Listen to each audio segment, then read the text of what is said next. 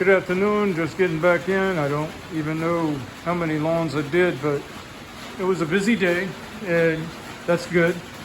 Um, Now it's raining. I want to do a quick video though on my perspective as far as shop, you know, how important it is, and well, things change. You know, I believe in a shop. I've always wanted one. Finally get one, and now I don't know exactly what's going to happen. Uh, uh, the problem is, if you tether your success or failure to having the shop or not having the shop, then the problem is you know, things can change, and if that goes away, then so too would be your success could go away. And then the same with the truck. So what that is that, you know, as I specialized for efficiency, then what I also done in a way inadvertently was create a scenario where I have to have certain things. I'm dependent on having the shop, because, you know, I wouldn't need it if I was just doing everything the way everybody else does. I wouldn't really need it. You know, I could live in a golf course community and garage my, you know, stuff at a storage facility or whatnot. But I'm running custom everything, trying to optimize on efficiency, trying to find better methodology. You know, there's a lot of things I have yet to do that I wanted to do, but now with the way things are politically and everything, shoot, I don't know, man. You know, they got that saying, from each according to their means, to each according to their needs. I have a sneaking suspicion, let me turn off some of these Christmas tree lights, that the deciders on means and needs will be somebody who's never worked and would therefore not have the ability to make you know, a good decision on whose means goes to whose needs. And as such, you know, I think that's all up in the air. So more and more I believe in the asset of value. You know, all I have to monetize is my time. Okay. And my time can be worth a lot of money or a little money, depending on how much experience, knowledge, skill set, everything I have to you know, leverage that value up.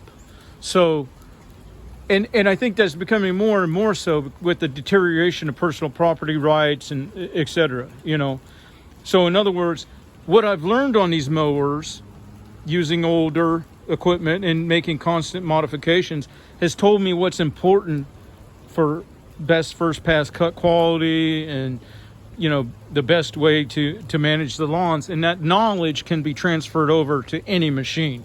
Okay. Now, if you just start out with top-notch machinery and stuff, and you never have that where you're trying to customize, because, you know, the manufacturers can't really make machinery that is effective for every geographical location and climate and everything. If you're mowing stringy, sparsely distributed grasses, it's really hard to have the right airflow to get a really good cut first time. Sandy soil, you know, things like that. So that changes to things like the distance between the rear baffle and the blades, and lift, and, you know, if you're dealing with stringy stuff, you can't run a blocker, because that's going to cavitate your air and everything. So it's just, there's no way that manufacturer can make a machine that's good for every scenario. You kind of have to develop a little bit of knowledge and understanding and on how the expression of a homogenized mechanical tool on an anomalous natural surface, and you're wanting to get something that deceives the eye and it looks homogeneous, and the reason being is that there's a primal sense in our mentality that wants to make us feel like we're in control of the environment, and we're not. But as you know, if you can lay out stripes and stuff like that, that gives the perception, and that gives a certain amount of comfort to some people. It's false. It's not real or anything like that. But anyway, as to having a shop, I think you can grow a business like that.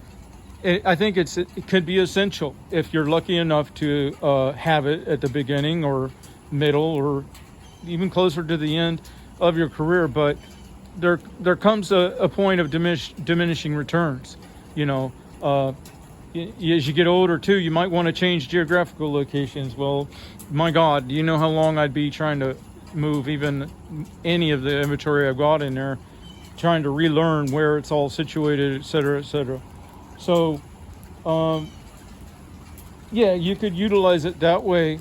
But then what happens is, you know, with this volatility in our social structure and everything, the value that you want to carry with you is more in your knowledge, you know what I'm saying? And with that, you can jump on any mower and use your knowledge and your, you know, to do it. Now, that's where it hurts me again, because I've specialized my machinery. But I could get on a mass-produced machine and still give better quality than 99% of the people that are out there, even at my age. So that's my take basically on shop and how the importance of it. You know, it can really push you to it could really push you, even as small as mine is, you know, with you got to have a place to put your stuff, you know, and you got to know where your tools are. I mean, you can't spend endless amount of time looking for a tool and then still have the time and energy, you know, to utilize it. And then, you know, the more time you lose looking for something, the less probability of accomplishing the goal with the tool once it's found. So I don't know. I like the idea of a shop because I come from an age and area where homesteading wasn't just about the tax exemption.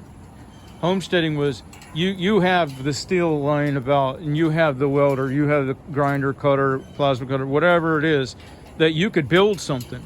That your homesteading was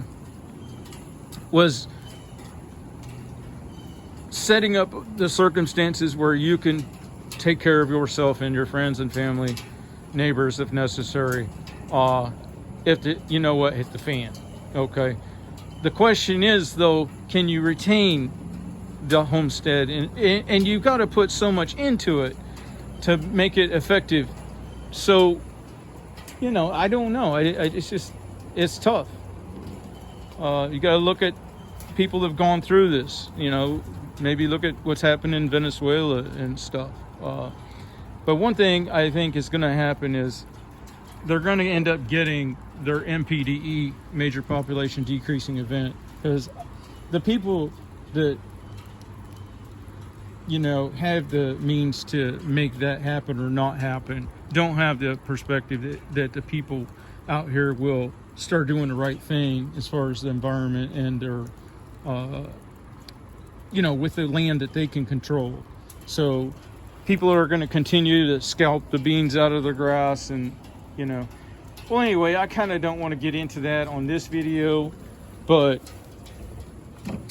my take on it is even a small 20 by 21 like this is helpful.